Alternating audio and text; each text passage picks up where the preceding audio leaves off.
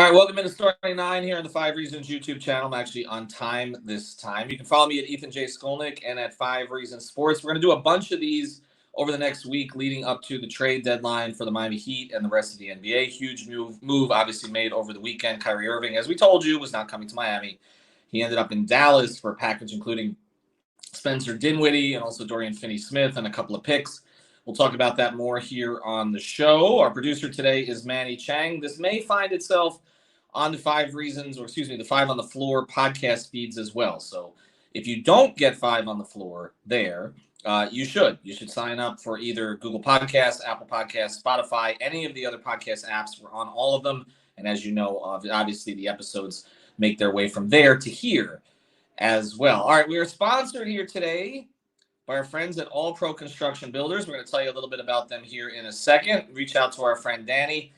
He's going to help you out. We know in South Florida you need those impact windows and doors, right? The hurricane season is always around the corner. Protect your home and business with impact-rated windows and doors. They will make sure to reach out to All Pro Construction Builders. They specialize in the impact windows and the door installations for residential and commercial properties. So if you run a business, they can help you out with that as well. They're state-certified, licensed, and insured general contractor, and they service Dade, Monroe, and Broward County. Also, Dan's a huge Heat fan. I apologize for not getting back to yesterday about the Kyrie Irving stuff, but if you're watching, we can talk about it right here. Reach out to Danny at 305-484-4429. That's 305-484-4429, or you can find them until the website's up, which is going to be soon. You can find them at All Pro Construction Builders on Instagram, and if you mention 5 Reasons, you get a 10% discount. So again, it's All Pro Construction Builders, 100% financing you can get with no upfront costs or down payment. Reach out to them, 305-484-4429. All right, we put up a new episode last night. So that was the entire crew of 5 on the Floor, me, Brady, Alex, and Greg. And we'll have the 3 of us, at least other than Greg, will be at the game on Wednesday night. And look, we got into some of this two-thirds segment of the season. Okay, so they've now played 54 out of 82 games. So they have played exactly 2/3 of the season. And at this point, this roster, they are who they are. I mean, you can't say anymore, well, wait till the 20-game mark. Wait till the 30-game mark. Wait till the All-Star break. You can't do the wait till the All-Star break thing anymore because the All-Star break used to be somewhere close to halfway through the season. Season starts earlier now. It's not halfway through the season. We're way past halfway through the season. You're going to be almost 3/4 of the way through the season by the time the All-Star break comes up. That is too late to make assessments on a team. 54 games into the season, 29-25, 4 games over 500, 6 or 7 seed in the East, depending on the day. So you're either right out of the play-in or in the play-in.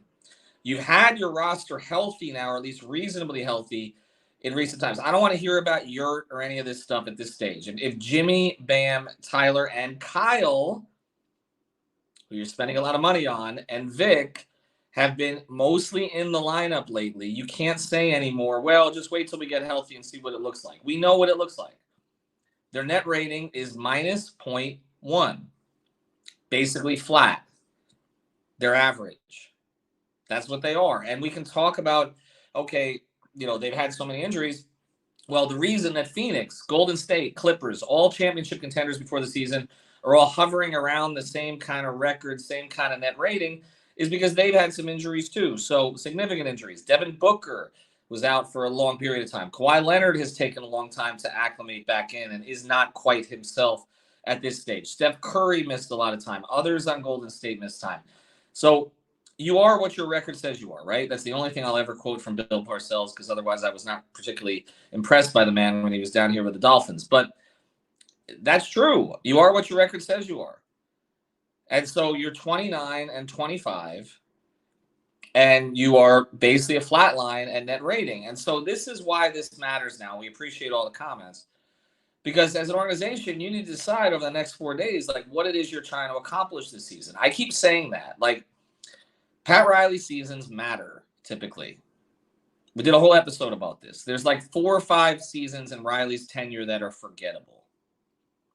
2001, 2002, 2014, 2015, 2007, 2008, but that wasn't really forgettable. They were just awful. They won 15 games. But, I mean, there's a handful of these seasons, and that's it.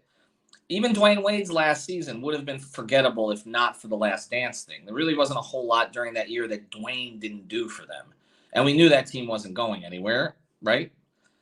So they've had some forgettable seasons, but this one is trending towards forgettable, kind of like 2 seasons ago. After they ran it back, and I know people are going to throw this back in our faces, but at this point it's playing out. After they ran it back after that year, and nobody even remembers that season. It was just kind of an extension of the bubble run. That's it. But this time they don't have that excuse because there was not a compressed offseason. Like all the excuses we made for them 2 seasons ago, those excuses don't exist anymore. And so the organization, in my view, needs to be honest with itself. And I think at this point they probably are being. Okay, but for a long period of time, I was kind of hearing the, well, wait till we get healthy thing. Well, you were past that. Honestly, if Kyle Lowry is healthy right now, that's a problem. Okay, because averaging 7, 3, and 3 is not what you're paying $28 million a year for. And yes, the money matters. Even if you were able to pay him over the cap and all the rest of this, the money matters because it keeps you from doing something else potentially when you're not just dealing with the cap, which we know can be manipulated somewhat, not like it can be in the NFL, but it can be manipulated, especially if someone as good as Andy handling it. But the bigger issue there is not the cap, it's the tax. Because if we're always talking about them being pressed up against the tax and having to work some magic to stay $100,000 under, then yes, paying someone $28 million instead of $24 million makes a difference. And so we're at the point now where you can't ignore what's going on with the Kyle Lowry contract. You can't ignore the fact that this, this team has been reasonably healthy of late and is still performing up and down. That should not have been a 1-3 trip. It should have been a 3-1 trip. Milwaukee being the loss. You cannot lose to Charlotte at the beginning of that trip and be taken seriously. You can't lose that game to the Knicks. I mean, it's unfortunate. No Brunson. Look at the difference Brunson made when he came back against the Clippers right after that. You were playing a team without its engine, and you lost. And you probably win if Jimmy shows up in that game the way he showed up in the Milwaukee game. I'm not going to put it all on Jimmy because you probably should have won. You would have won the Charlotte game if Bam showed up the way he did the rest of the trip.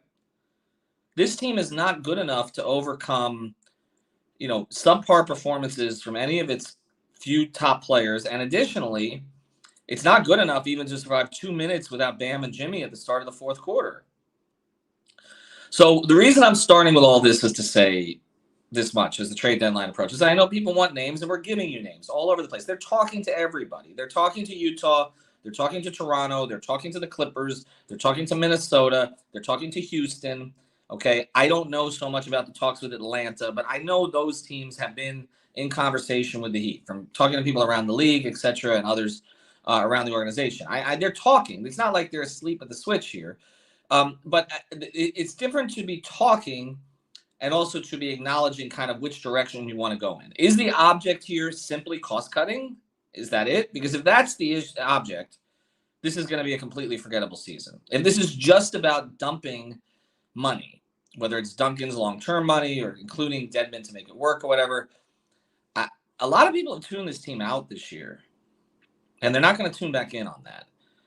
But then there's the other thing. Okay, if they are who they are, and they're not really, contenders this year. Sorry, I'm turning 50 in 6 days. I guess I'm not going to make it. If they're not going to be contenders this year anyway, then the argument can be made, well, don't go all in on anything because it's not worth it. It's not worth giving up Jovic and his potential, which we've seen. Okay, it's not worth giving up the 2023 pick. And so I understand why you can be a little bit conflicted here and say, okay, is it worth going all the way in to give yourself the chance? Are you beating Milwaukee and Boston anyway? I don't take Philadelphia particularly seriously. I don't take the Nets seriously at this point until we see what Durant looks like with that group. They've got a supporting cast there, but and I know that some in the network and some in Final Four like what they have, like what they've done. I'm not quite sure that's a legitimate contender. Again, until I see it with Philadelphia and Doc in the playoffs, I don't believe they're a legitimate contender. We just saw Cleveland. They're talented, they're young, they're raw. They feel like the kind of team that needs to go through a couple of disappointments before they really rise up. So you can convince yourself if you want, okay? And I had someone close to the organization, not affiliated with the organization, but say this, say we can handle anybody but Milwaukee and Boston in a first round series. Okay, now you can convince yourself that if you're in the organization. If you convince yourself that, then what does that mean? Well, that means you go give yourself more ammunition to compete with Milwaukee and Boston, which means you maybe do give up the first round pick, which maybe you do aim a little bit higher than, say, Kelly Olynyk, who's actually a player whose fit I like with this team right now. And I know the players like it. We've talked about it. And it may come with a Vanderbilt or a Beasley or something else from Utah and maybe something else in a three-way trade. So I'm not against the KO signing, or KO reacquisition. I actually like that for this team. Bam's comfortable with him. Jimmy's comfortable with him. He's shooting 40% from three this year. He would be by far the best three-point shooter on the team this season. And he's doing that on a team that was not supposed to be very good, and he wasn't supposed to get those kind of looks. So we know he's not a great rebounder. We know he's not a great defender, but he's a positional defender. He'll help, okay? But I'm saying if you're going to aim higher than that, which would require giving up Jovic, first-round pick, etc., you're doing that because you think that if you do that, you can make the season matter by giving Milwaukee and Boston a run for its money. Do you believe that as a Heat fan from what you've seen? This team is average. They're average. That there's we can say shades of average. One scale of 1 to 10, they're a 5.5. They're average. You net rating of 0, you're average. I mean, you can't get more average than that. So I think the single biggest thing that the Heat need to do as an organization this week is be honest with themselves. Like, what are they? What are the reasons they're that? Okay. Is it just because Kyle Lowry went off a cliff? Is it just because Yurt got hurt and so they had to play Dedmon when really they were just viewing him as more of a contract? What are the reasons they're in this position? Is it because Jimmy missed time? Well, Jimmy's been back. Okay. And you've gotten growth from Bam. That's really beyond your wildest dreams, honestly. And then Hero, I mean, I know it's been inconsistent, but you've gotten some growth there too. So, the thing is that what they have to evaluate is why are they where they're at? Why are they average? And does making a move that is going to require giving up assets of significance, does that put them in a position to compete and make this season matter? You'll get a sense, I think. And now, again, you can't make every trade you want to make, okay? The Heat fans think you just throw something out there and you have a trade. That's not how this thing works, okay? Again, they're talking to everybody. Sometimes things pop up that were not anticipated. I talked on the podcast the other day. Dwayne Wade was not supposed to return to Miami. That was a conversation between Kobe Altman and Andy Ellisberg about the rosters, about other things. And Kobe basically said, you want Dwayne back? I mean, you don't know what's going to happen in the course of these conversations. You also don't know what players will become available because they're traded somewhere else that doesn't want them. Maybe they'll be buyouts. Maybe they'll be an additional trade. You don't know. Dorian Finney-Smith is a player that the Heat have targeted for a long time. He was just traded to Brooklyn. I'm assuming Brooklyn's keeping him. But what I'm saying is there are guys that are going to end up in places that we didn't anticipate, or players are going to be traded that are going to push another player out of a rotation. And so then maybe that player becomes available. So there are going to be options over the next few days, and it doesn't have to be done right up until 3 o'clock, although we know the Heat tend to do that. I know that Greg, said that sometimes you make the trades before, and they've done that also. But the Oladipo trade was literally made in the last few minutes. And that was the backup option if you didn't get Lowry. We talked about it the whole time leading up to it, and ultimately the trigger was pulled on that like right before the deadline, like minutes. So that could happen too. But what I'm saying is before, they may not be able to do everything they want to do and probably won't be able to do everything they want to do because there are counterparties to this. But before they decide what they want to do, they need to determine what kind of team they think they can be this season. Best case scenario. Best case scenario. To me, it's if you're going to make a move that's going to give up Jovic, who I like, and I know they like, and you're going to give up that future first-round pick, you need to be sure that you can push Boston and Milwaukee in a playoff series with what you have. That, to me, is the bar. And that's also not accounting for the fact that Boston and Milwaukee could try to improve here, too. Those two teams, to me, are the bar. That is the Eastern Conference Finals to me, unless there's significant injuries. I don't see Philadelphia. I don't see Brooklyn. I don't see Cleveland busting into that. I don't see the Knicks busting into that. So can you bust into that? Can you break up what looks like a Boston-Milwaukee Eastern Conference Finals and give yourself the same chance you had last year where maybe Jimmy goes nuclear or Bam takes that step, because Bam's game now is much more suited for the playoffs than it was. His willingness to shoot that midi, like that is it's a huge difference. That shot is there in the playoffs. So if he's going to take it, we've seen teams. Kawhi Leonard has destroyed teams with that shot. I'm not saying Bam has that level of efficiency or would in the playoffs, but I'm saying I think he's going to be a monster in the playoffs this year. We know Jimmy can be a monster in the playoffs. Okay, so how do you want to supplement that? And is it worth supplementing that with what you have? All right, before we go here, I do want to mention, we're going to take a few comments here. Manny's putting them up, and I'm going to try to get to them. We've had some technical stuff lately, which has caused me not to be able to get to the comments as quickly as I'd like to. I do want to mention Prize Picks, though. Use the code 5, F-I-V-E, get your initial deposit match up to $100. Had a ton of signups over the weekend. We are doing Prize Picks shows leading up to the Super Bowl every single day, okay? Mostly at 7 o'clock. So check those out. We did the quarterbacks over the weekend. We're going to do the running backs. Today, we're going to do the wide receivers, tight ends after that. We'll get into the defenses and kickers after that. So we're going to get you ready. So any possible pick that you want to make on Prize Picks for the Super Bowl, you can make it. They've got a prop up there with Mahomes for half a passing yard. You're going to want to play that. Use the code 5, F-I-V-E. Get that initial deposit matched up to $100, and do that today. And again, you can play NBA with it as well. So you want to play the Heat game on Wednesday with it, you can pair it. So go to Prize Picks. Use the code 5, F-I-V-E. All right, I'm not Manny, if you're still there, we're going to try to put up some more comments here. Otherwise, I'm going to try to get to them on the screen. So I apologize if I have to look over everybody's shoulder here to do it, because they're up on my screen. So we will get to as many as we can. Let's get to some of this. A lot of conversation about OG here, Anunoby. And here's what I know on this. There have been discussions with Toronto. There's good relationships between those two front offices.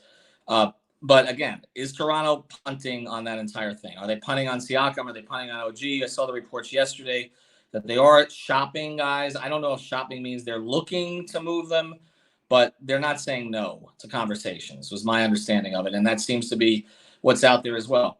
With OG Anunoby, look, he is a Heat player to the core. There's no question. They loved him at the draft. He played for a coach in college who they're familiar with. He's obviously come fully back from his injuries in college. He can play undersized sort of 4, I believe. He's strong enough physically to do that in addition to playing the 3. He's improved his offensive game dramatically. We know the kind of defender he is. He'd give you the ability to play 5 elite defenders on the floor, or pretty close to elite defenders. Again, if it's not Kyle at the point guard position and you're playing Gabe or Vic.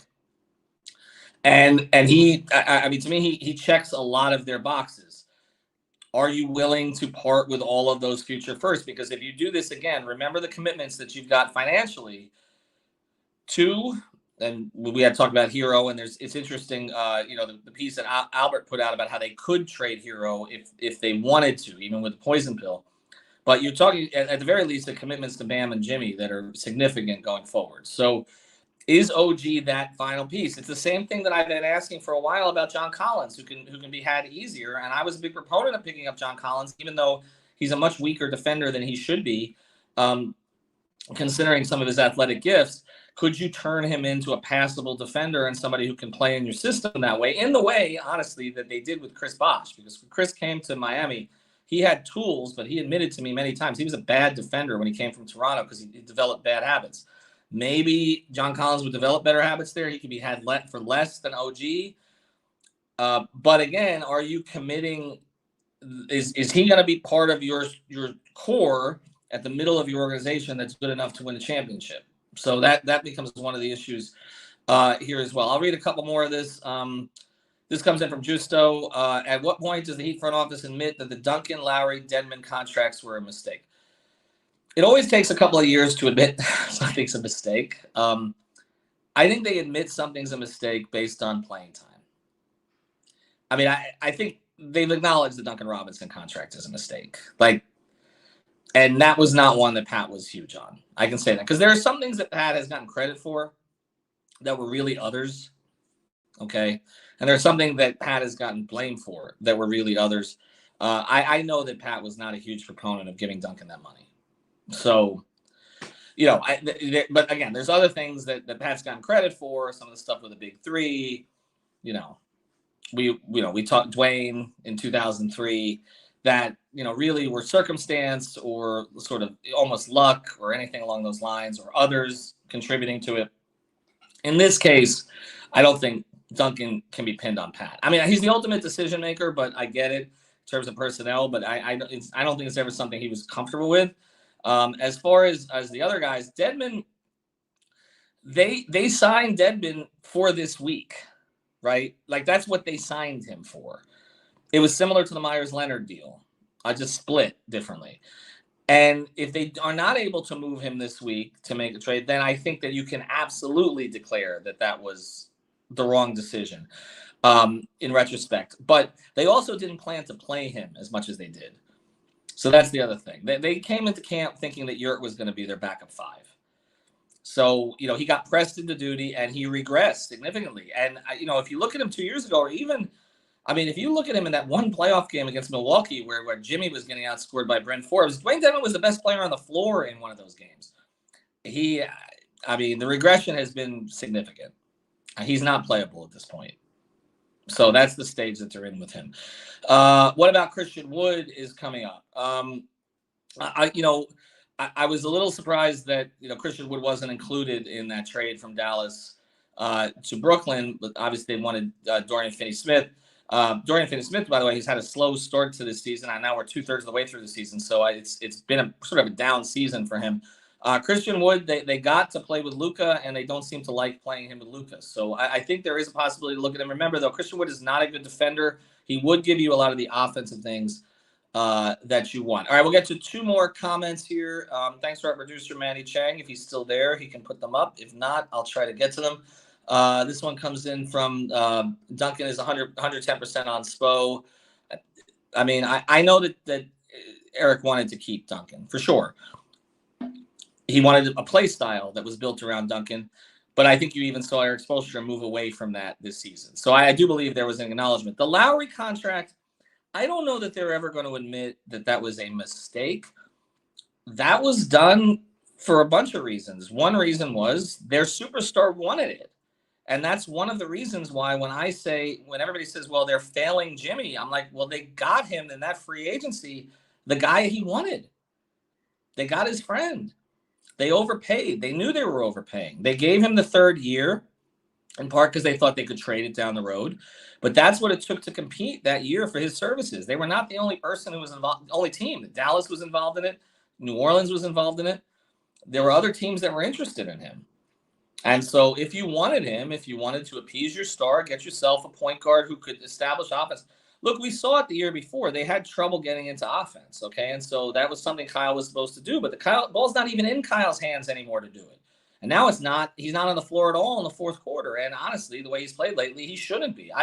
People around him who have defended him to me for the past couple of years. And there's been pockets of time I've thought he's played well. But people around have said to me over the last week, he's been horrible. Like they've flat out said it. He's got to get it right. I don't know if he can get it right. I don't know if he's done or he's just uncomfortable. These are the kinds of things that people who are supporters of his have been saying of late. So do I think that they thought it was going to get this bad? No.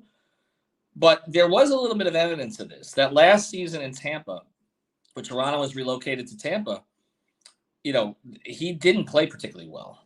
And then he was shelved because they were basically tanking in the last third of the season.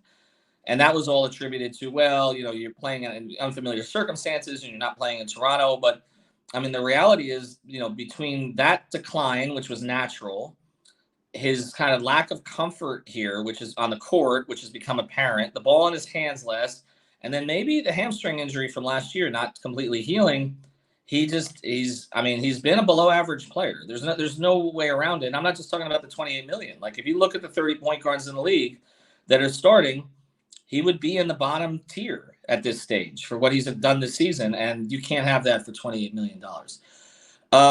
This comes in from Leo. This will be the last one today. Ethan, getting rid of Duncan's comments. So I apologize for looking over your shoulder here. Would be a win. Then get rid of Lowry's during the summer. I feel like if somebody needs to say what's the most likely scenario here, I think they're going to move Dedmon by the deadline. High probability of that. I think there's a moderate probability of moving Duncan, and I think there's a low probability of moving Lowry. I think that the Lowry move is more likely again for the summer. And to close, and I mentioned our sponsors again, Price Picks, use that code 5. Better Edge, we're having competitions this week. Okay, so check that out as well. BetterEdge.com, use the code 5RSN, that's the number 5RSN, and enter our competitions. And of course, All Pro Construction Builders. So check that one out as well on Instagram. But as we close here, I feel like we're going to hear them involved in a lot of chatter. I do think they're going to get some kind of a modest upgrade at the 4 spot, somebody in the Olynyk range. I think that Dedmon is going to be moved. I think Kyle is more likely for the summer. That's just based on today, that information. Things are going to change minute to minute. It's why we're doing so many episodes. It's not because we're trying to be on every side of every issue. It's because things are going to change. We didn't think Kyrie Irving was being traded to Dallas over the weekend, and that changes some landscape for them. Makes the Nets a little bit weaker, potentially. Maybe it makes the Heat think that they can have even a better chance to get a home court and win a first-round series. That could affect it. Dorian Finney-Smith, we see this. It's going to be one move is going to lead to another move. And look, some of these players, even the guys that maybe Heat fans are not excited about, like an Olynyk, there's going to be competition for their services. Boston is interested in Olynyk too. He would be a really nice fit in their front court, actually, with familiarity with that organization. So they drafted him. So, there's a lot that we'll talk about. New episode coming up tonight, more transaction stuff. Greg will join. I believe Brady will be back this evening as well. Alex may join as well. Check out winnow.app/off the floor. That's winnow.app/off the floor. It's free for a week, so you can try it this week and cancel if you want. We don't think you'll want to, but we offer you that opportunity. $3.05 a month after that. And no, we're not going to apologize for charging for that. But Brady's got to eat. Have a good day, everybody.